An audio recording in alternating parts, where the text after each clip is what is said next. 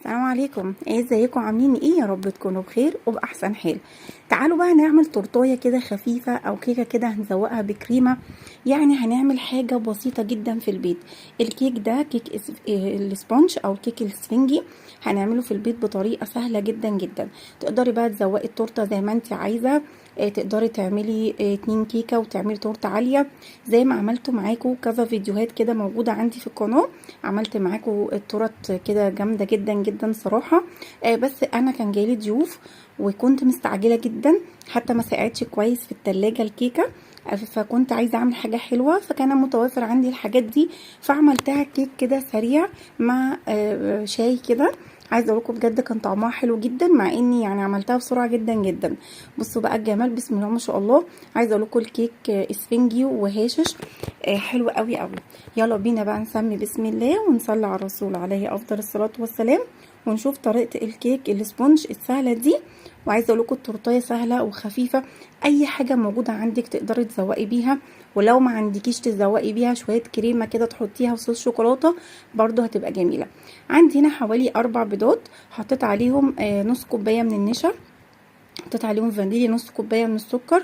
هنحط معلقتين خل كبار، كوبايه من الدقيق طبعا منخولين كويس جدا. حطيت معلقه من محسن جل، محسن الكيك الجل اللي هو محسن الجل ده. ده الاساسي في الوصفه، هو اللي هينجح معاكي الكيك السبونج. وحطيت نص معلقه صغيره من المحسن كيك العادي، تمام، اللي احنا بنجيبه للكيك عادي، تمام. بس محسن الجل ده معلقه كبيره منه، وهو ده اساس الوصفه، ونص كوبايه ميه. وهنضرب كل الكلام ده بالمضرب الكهربائي لمده 10 دقايق او العجين. ما ينفعش طبعا مضرب عادي ولا الكلام ده خالص، لازم مضرب كهربائي او عجين طبعا. وضربناهم زي ما انتم شايفين كده، الكيك بقى هاشش جدا ومرتفع. بس هنا كميه الكاكاو اللي كانت عندي قليله، فالكيك طلع فتح شويه. انا حطيت حوالي معلقتين من الكاكاو، كان الكاكاو مش الاسباني الغامق. فصراحه كان متوفر عندي الكاكاو ده فعملته.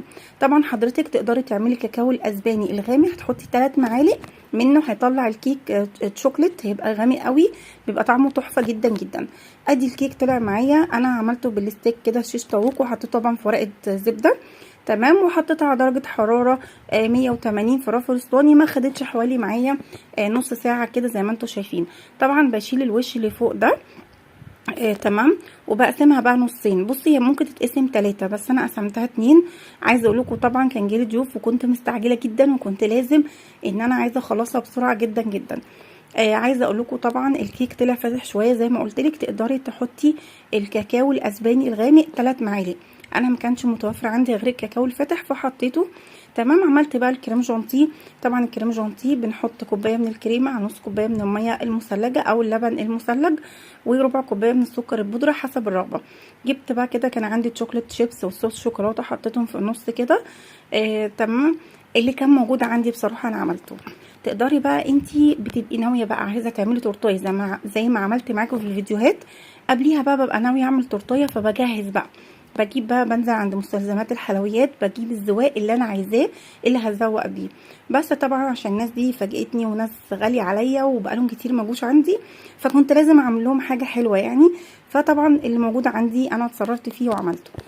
تقدري تعمليها لاولادك بالطريقه اللي انت حباها، تقدري تعمليها، بس سيبوها في التلاجة تسقع شويه، لانها طبعا كنت مستعجله عليها، ما سبتها ساعه ولا ساعتين. طبعا الجو مش مساعد ان انت تسيبي الحاجات دي، الكيكات او التورت عامه، اي حاجه فيها كريمه لازم تسيبيها في الجو ده مش اقل من 5-6 ساعات عشان تدي معاكي نتيجه كويسه. كان عندي بقى كريسبي كده حطيته، كان عندي بقى كريز احمر برضو حطيته.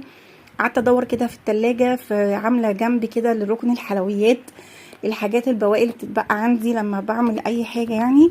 فلقيت بقى الكريز الذهبي، لقيت الكريسبي الذهبي، ولقيت الكريز الاحمر، قسمت الواحده 2 كده.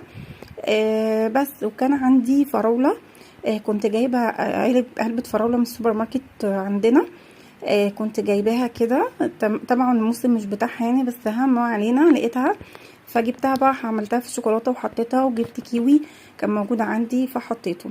طبعا تقدري حضرتك تزوقي الزواق اللي انت عايزاه، يعني مش لازم تعملي اللي انا بعمله ده، تقدري تعملي اللي انت عايزاه، مفيش اي مشكله خالص. بس كده.